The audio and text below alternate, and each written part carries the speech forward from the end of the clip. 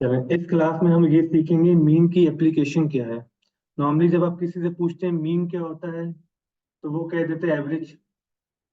तो मैंने ये तो नहीं पूछा था मीन का दूसरा नाम क्या है। डिस्कस ये होता है मीन की एप्लीकेशन क्या है। फिर आप किसी से पूछे मीन क्या होता है, कहते हैं summation x divide by n. ये आंसर आपको तब देना चाहिए था जब मैं आपसे पूछता मीन का फॉर्मूला क्या होता है।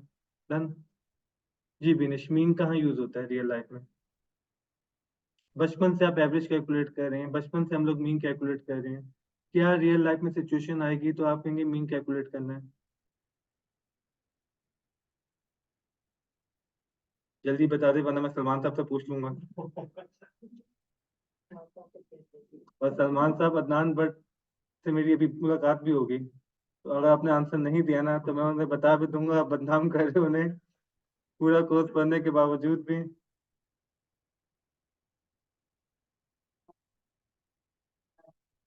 एवरेज वैल्यू मीन वैल्यू एक ही बात है।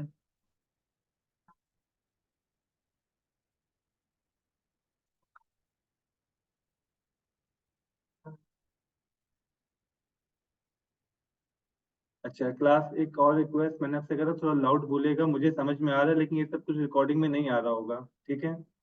चलें स्टार्ट करते हैं। सलमान साहब मीन बताना चाहेंगे? डेटा को।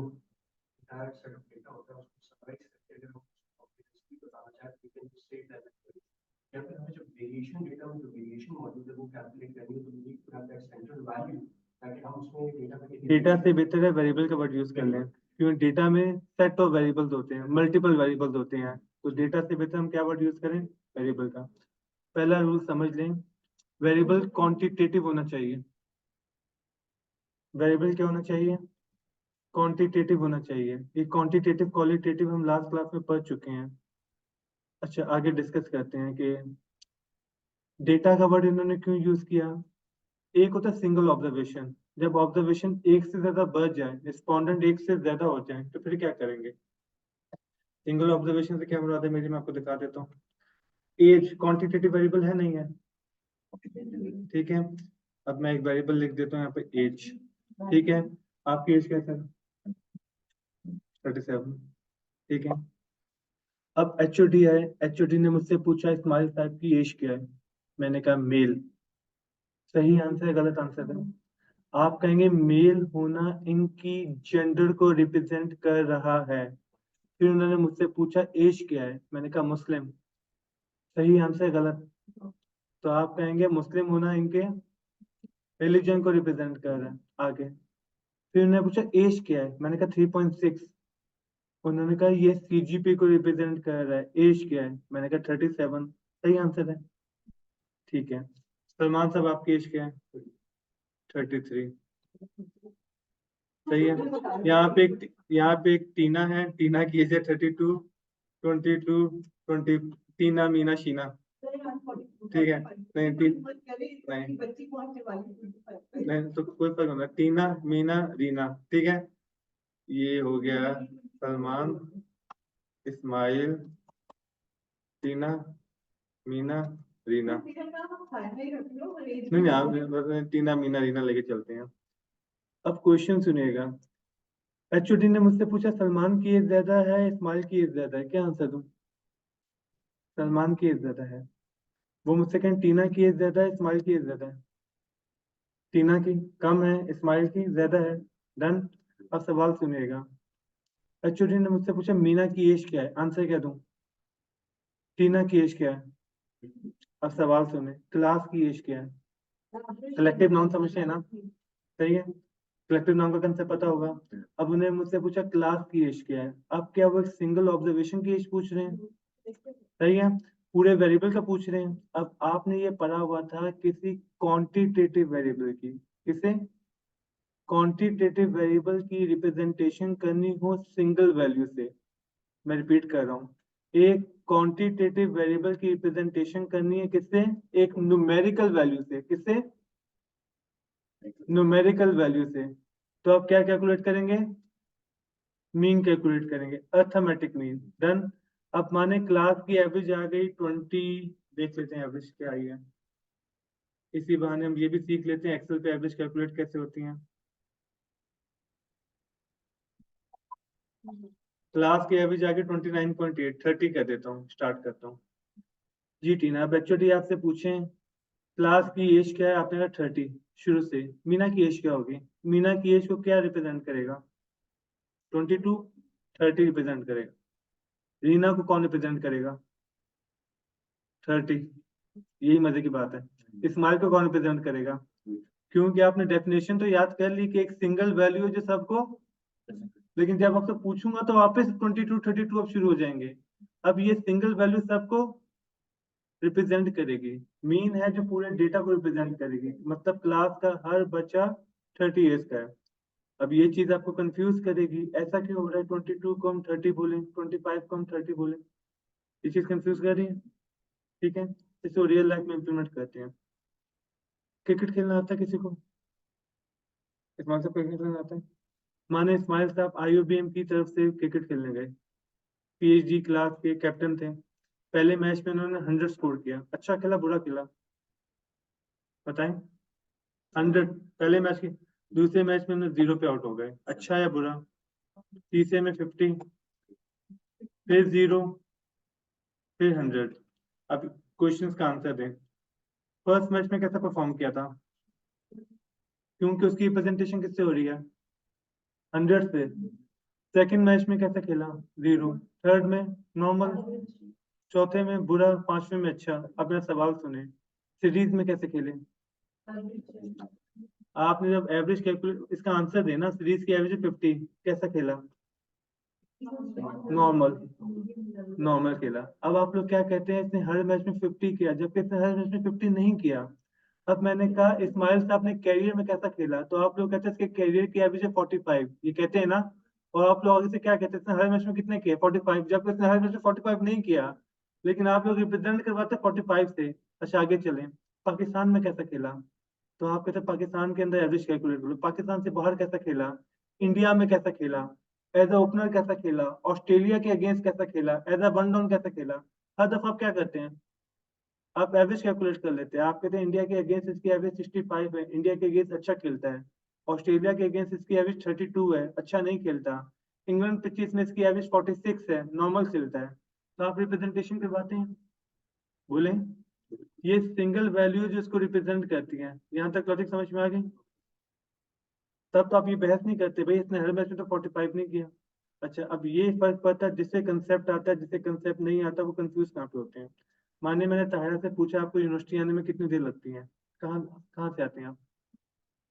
अब माने ने स्टैट्स नहीं आती तो जानते ही क्या कहेंगे, क्वेश्चन ही गलत है। कभी 30 मिनट्स, कभी 20 मिनट्स, कभी 40 मिनट्स। जिसे स्टैट्स आती वो क्या करता? वो एवरेज कैलकुलेट कर देता है, एवरेज टाइम। हमने लास्ट क्लास में वेरिएबल पढ़ लिया था, ये टाइम टू टाइम बेसिस पे वेरिएबल बनता है। एक्सपेक्टेड टाइम चेंज होगा ना टाइम। इन्होंने कहा एवरेज है 26, इसका मतलब है मुझे IUBM आने में कितनी देर लगती है? बोले 26 मिनट्स लगते हैं। क्लियर हो गया? अब मैं पूछूं इस क्लास की इनकम क्या है? अब इमेजिन करें किसी को स्टैट्स नहीं आती, क्या आंसर देगा? कहेगा अजीब सवाल है, कोई 1 लाख कमा रहा होगा, कोई 3 लाख, कोई 50,000, सवाल ही कर रहा था। जिसको स्टैट्स आता है वो क्या करता है? वो एवरेज कैलकुलेट करता है। क्लियर हो गया? आपको पता है हर सेकंड टेम्परेचर चेंज हो रहा है, हर सेकंड। तो आप ये क्यों बोल देते हैं टेम्परेचर 22 था? बोले सलमान साहब, एवरेज निकालते हैं ना। तो नॉर्मली आपको आदत होती है मिनिमम बताते हैं, मैक्सिमम बताते हैं और एवरेज बताते हैं कि मिनिमम यहाँ तक गया, मैक्सिमम यहाँ तक है, एवरेज ये है। देन और मुश्किल करते हैं। आप में से कोई ऐसा हो जो कि सिंध बोर्ड सिस्टम से आया हो? अगर मैं आपसे पूछूं मैट्रिक में आपका रिजल्ट क्या आया था, तो नॉर्मली कोई आदमी क्या कहेगा, मैथ्स में इतने मार्क्स, उर्दू में इतने, सिंधी में इतने। तो ये क्या है, परसेंटेज क्या है? एवरेज है। तो आप जब कहते हैं 82%, इसका मतलब क्या है, हर सब्जेक्ट में कितने आए आपके? 82 आए ना? हाँ, हर सब्जेक्ट में 82 आए ना? ये बात समझ में आ गया? आगे चलते हैं, लास्ट सेमेस्टर में आपका रिजल्ट क्या आया था? तो जिसको स्टैट्स नहीं आती वो क्या कहेगा, फला कोर्स में ये, फला कोर्स में ये, फला कोर्स में ये। जिसको स्टैट्स आते वो क्या करेगा, वो CGPA कैलकुलेट करेगा। अच्छा आपने पूरे PhD में क्या किया? तो आपका मुझे 6 के 6 कोर्स, PhD को छोड़ें, पूरे MPhil में क्या किया? 10 कोर्सेज पढ़े थे, हर कोर्स के मार्क्स बताएंगे, क्या बताएंगे? वो क्या है, वो रिप्रेजेंट करेगी कि आपने क्या किया पूरे साल के अंदर, ये लॉजिक क्लियर हो गई। तो आपको एवरेज का यूज समझ में आ गया। अब आते हैं शॉप, किसी की शॉप है यहाँ पर? शॉप नहीं है, शोरूम है। मैम आप साइम आप मार्केटिंग पर आते हैं ना। नॉर्मली हमारे यहाँ पे ना लोगों ने मजाक बनाया हुआ है ना, शॉप और शोरूम और पता ना आपको आउटलेट वगैरह। अपना यहाँ तो शोरूम है, आउटलेट है। मतलब मेरा डीएचए में जूते का तो आउटलेट है, शोरूम है। सलमान साहब की हैदरी में तो जूते की शॉप हो गई। सही है। अगर आप शोरूम की बात करें जहाँ पे डिस्प्ले हो रहा है, शॉप जहाँ से खरीद सकते हो तो डीजे में खरीद सकते हो, तो मेरा है तो शोरूम है, आउटलेट है। और अगर सामने वाले की तो दुकान है, शॉप है। अब माने सलमान साहब का भी शोरूम है, सही है, दूध का शोरूम है, ठीक है। और सलमान साहब का डीएचए में दूध, हाँ, बस आउटलेट कह देते हैं। इनका दूध का आउटलेट है। हाँ, सलमान नगोरी, ठीक है। ठीक है, सलमान नगोरी के नाम से। नहीं, बस हर तरह के मैम, नगोरी भी है, सलमान नगोरी। अब मैंने इनसे पूछा आपके आउटलेट की सेल क्या है, इन्होंने कहा 18,000। मैं पहले दिन गया 21,000 हुई, अगले दिन गया 15,000 हुई, फिर 23 हुई, फिर 12 हुई। मैंने कहा झूठ कह रहा था, एक दिन भी 18,000 नहीं हुई। क्यों कह रहे 18,000? हाँ, इनको एवरेज पता था, ये बात समझ गए। अब जिसको स्टेट्स नहीं आती ना, जानते वो क्या कहता है? वो कहता है सवाल नहीं गलत है मेरे भाई, ये तो कोई बात ही नहीं हुई, कभी कुछ कभी कुछ कभी। अब मैं पूछूं आईयूबी में किस देश के बच्चे आते हैं? अब जिसे स्टेट्स नहीं आती क्या कहेगा? मोस्टली पेजेस आएगी। ये बात समझ में आ गई। अब इस तरह आपसे पूछा जाता है ना, आपने जो डेटा कलेक्ट किया, आपकी पॉपुलेशन की एज क्या है, इनकम क्या है, तो अक्सर लोग कहते हैं भाई ये किस तरह के सवाल किए, वो आपसे क्या पूछना चाह रहा है? एवरेज पूछना चाह रहा है। ये लॉजिक समझ में आ गई। इसको तो एडवांस करें। ये जो आपने इंडिपेंडेंट टी टेस्ट में म्यू 1 म्यू 2 किया है ना, वहीं पे जा रही है बात। कैसे? अभी मुझे पता है इस्माइल की एज ज्यादा है, सलमान की एज ज्यादा है? नहीं नहीं, इस्माइल 33 है, सलमान 37 है, यही है ना? अब मैं आपसे पूछूं आईयूबीएम के बच्चों की एज ज्यादा है या इकरा वालों बच्चों की एज ज्यादा है, तो आईयूबीएम को रिप्रेजेंट कौन करेगा? एवरेज। इकरा का कौन रिप्रेजेंट करेगा? तो यही तो आप पूरा कहते थे, म्यू 1 ग्रेटर देन म्यू 2। याद है आपको? Mu 1 less than mu 2, mu 1 not equal to mu 2। समझ में आ रहा है आपको? आपने कहा इकरा को कौन रिप्रेजेंट करेगा? इकरा की एवरेज। सीबीएम को कौन रिप्रेजेंट करेगा? सीबीएम की एवरेज। और फिर आप देखते थे किसकी एवरेज ज्यादा है, किसकी एवरेज। अब एक पूरी रिसर्च हम इसकी बेस पर कंडक्ट कर सकते हैं। किस तरह? पहला बीबी मुझे जानना है, मल्टीनेशनल ज्यादा सैलरी देते हैं या सेठिया कंपनी? तो आपने कहा मुझे क्योंकि मीन का कंसेप्ट पता है, 10 मल्टीनेशनल से पूछूंगी इनकम, उसका क्या कैलकुलेट करूंगी? मीन। वो किसको रिप्रेजेंट करेगा? मल्टीनेशनल को। 10 सेठिया कंपनी को पूछेंगे, उसकी एवरेज कैलकुलेट करूंगी, वो किसको बताएगा? सेठिया कंपनी को। दो मीन आ गए। पूरा इंडिपेंडेंट टी टेस्ट के थ्रू आपने कंपेयर कर लिया कि म्यू 1 इक्वल टू म्यू 2 आया है, या फिर म्यू 1 ग्रेटर देन म्यू 2 आया है, या म्यू 1 लेस देन म्यू 2 आया है। ये बात समझ में आ गई। ये आपने किया भी था, लेकिन उस वक्त कभी आपने सोचा नहीं होगा ये जो म्यू 1 ग्रेटर देन म्यू 2 कर रहे हैं, म्यू 1 लेस देन म्यू 2 कर रहे हैं, क्यों कर रहे हैं? उसकी लॉजिक समझ में आ गई आपको? एवरेज का कंसेप्ट क्लियर हो गया?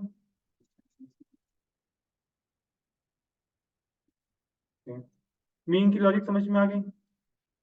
जी विनेश रिपीट करें, मीन कब कैलकुलेट करेंगे?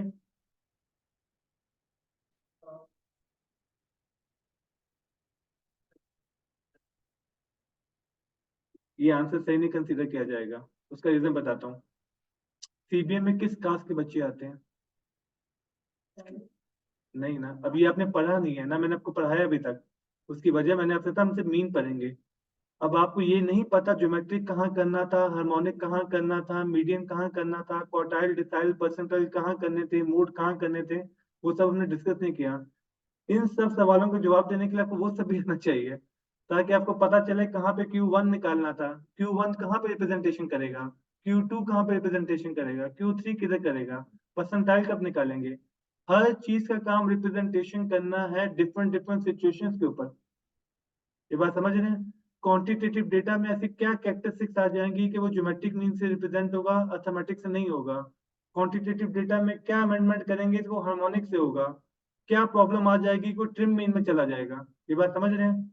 वो जो बात हमने लास्ट क्लास में डिस्कस की थी मुफ्ती वाली, कि मैं 10 15 20 मीन पढ़ूं और फिर डिसाइड करूं, इससे बेहतर किसी मुफ्ती साहब से डिस्कस किया गया है, सर ये वेरिएबल है, ये इशू है, इसकी रिप्रेजेंटेशन किससे करवानी है आपने, तो वो बताएगा भाई इस मीन से। अभी हमने अर्थमेटिक मीन इसलिए डिस्कस किया क्योंकि हमने इंडिपेंडेंट टी टेस्ट करना था। ये बात समझ में आ गई? तो आसान जबान में आप कहेंगे एक क्वांटिटेटिव वेरिएबल, एक quantitative variable, continuous variable, continuous भी कह सकता हूँ मैं, उसकी रिप्रेजेंटेशन करनी है कैसे, न्यूमेरिकल, न्यूमेरिकल रिप्रेजेंटेशन करनी है तो हम क्या कैलकुलेट करेंगे, मीन। डन हो गया जी। हाँ सलमान साहब आपके सुपरवाइजर कहता है मुझे नंबर से प्रॉब्लम है। चलें इसे फिलहाल छोड़ते हैं। आपका फेवरेट चार्ट कौन सा है?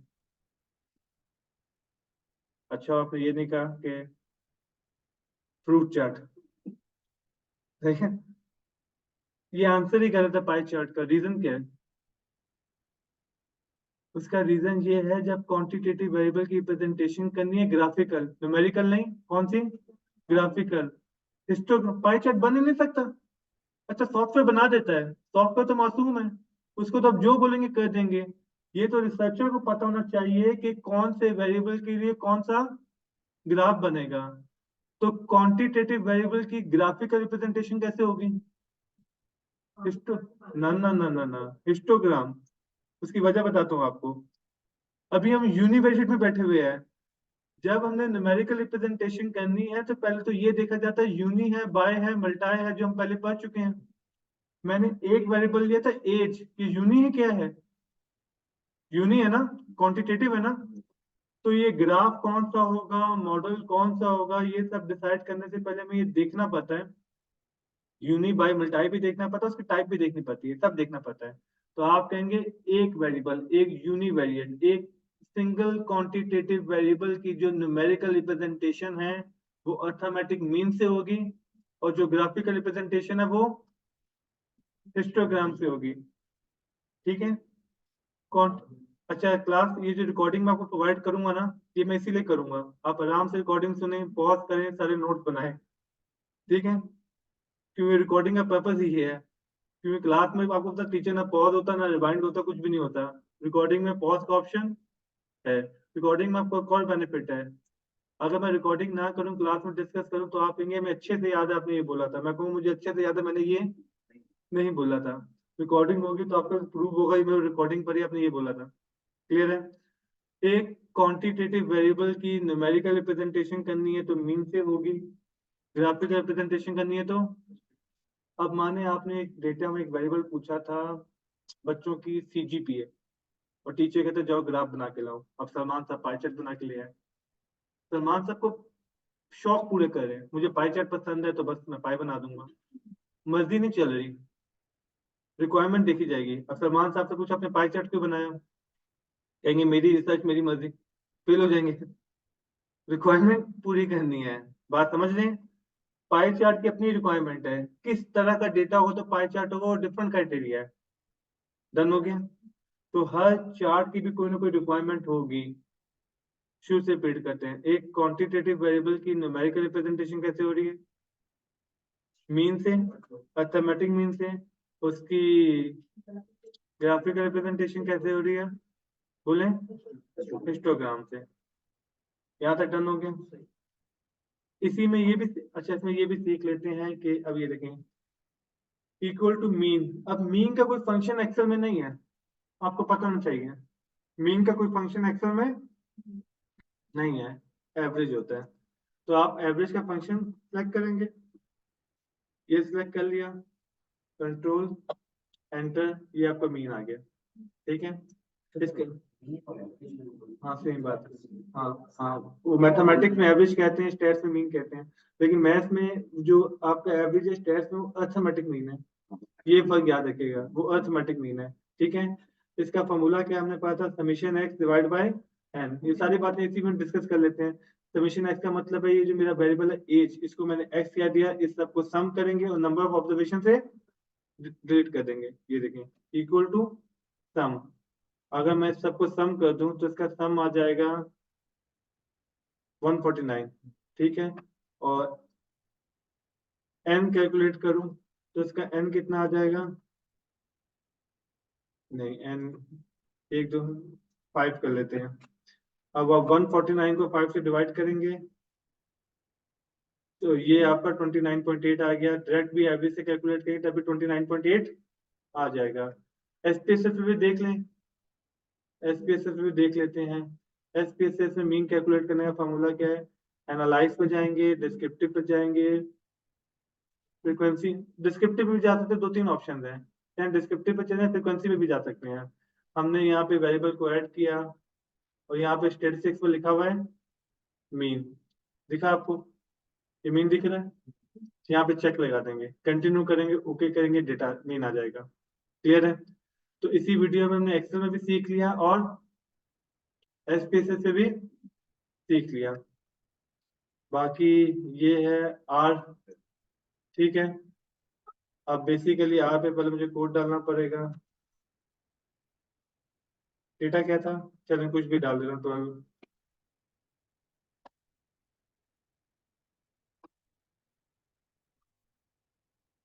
तो माने ये मेरा डेटा आ गया। मैंने आपसे कहा था आर में कोई फंक्शन नहीं होता, एक एक चीज की हमें कमांड लिखनी पड़ती है। ये शुरू में मेंशन कर दिया, ये मीन दे दिया, ये एक्स दे दिया, ये देखिए ऐसे मीन कैलकुलेट कर दिया। तो एक ही वीडियो के अंदर ना मैंने आपको एक्सेल का एसपीएसएस आर तीनों बता दिया, ठीक है। यहाँ पे एवरेज नाम का कोई फंक्शन नहीं है, यहाँ पे मीन का है। अब ये सब याद होना चाहिए कि एक्सेल में किस नाम से है, आर पे किस नाम पे है। ये बात क्लियर हो गई? ठीक। तो मीन ये वीडियो के बाद डिस्कस करते हैं, क्योंकि अभी ये बातें डिस्कस करेंगे वीडियो लंबी हो जाएगी। इस वीडियो में मुझे सिर्फ मीन को कवर करना है, ठीक है। मीन की लॉजिक समझ में आ गई? बोलें? तो ऐसे प्रैक्टिस के क्वेश्चन और करने हैं। चलें स्टार्ट करते हैं। जी, आप सलमान साहब डेली कितने स्टेप्स लेते हैं अगर आपने वॉच पहनी हुई है? नहीं, इसका वही कोई कहेगा कभी 6,000 हो जाते हैं, कभी 11,000। तो आपने मीन कैलकुलेट किया ना? क्यों कैलकुलेट किया मीन? क्योंकि ये क्वांटिटेटिव वेरिएबल था। ये लॉजिक समझ में आ गई? अभी आपका लास्ट सेमेस्टर में रिजल्ट मैंने आपसे पूछूं कि आपके बच्चों के मार्क्स क्या आए थे, तो वही बात, जिसको स्टेट्स नहीं आती वो क्या कहेगा? किसी के 62, किसी के 67, किसी के 51, किसी के 53, याद है? जिसको आता है वो मीन कैलकुलेट करेगा। तो आपको पता होगा एचईसी की रिक्वायरमेंट के मुताबिक आप उसका हिस्टोग्राम भी बनाते हैं, नॉर्मल कर्व भी देखते हैं आप लोग, ठीक है। अब जैसे मैं अभी एक्सपीरियंस खुला हुआ था ना, मैं इसी को बना के दिखा देता हूँ आपको क्योंकि वहीं पे ना हम लोग वो भी ड्रॉ कर लेते हैं, हिस्टोग्राम भी ड्रॉ कर लेते हैं। अभी ये देखिएगा, ये मैंने जब इसका मीन कैलकुलेट करने को कहा था तो मैं इससे कहता हूँ कि भाई मुझे हिस्टोग्राम भी बना दो, और हिस्टोग्राम पे मुझे नॉर्मल कर्व भी, ये दोनों चीजें मुझे करके दे दें। ओके।